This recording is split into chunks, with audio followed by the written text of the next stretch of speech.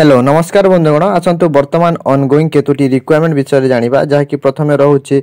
Odisha high court डीओ data entry operator जहाँकि September 17 तारिख 2024 रहिबो शेष तारिख तापर रहुछि Indian Overseas Bank requirement 550 post पाई आसीछि जहाँकि सेप्टेम्बर 10 तारिख रहिबो 2024 रो शेष तारिख तापर ग्राम रोजगार सेवक विभिन्न डिस्ट्रिक्ट रे बाहरिछि जहाँकि निजर डिस्ट्रिक्ट वेबसाइट को जाइकि चेक करि पारिबे। सेप्टेम्बर 20 रु 30 तारिख मध्य शेष तारिख रही समस्त डिस्ट्रिक्ट रो ग्राम रोजगार सेवक तापर रहुछि यूनियन बैंक तरफ आसीछि जहाँकि अप्रेंटिसशिप 2024 पाई 500 पोस्ट पाई आसीछि एवं शेष तारिख रहिबो 17 सेप्टेम्बर।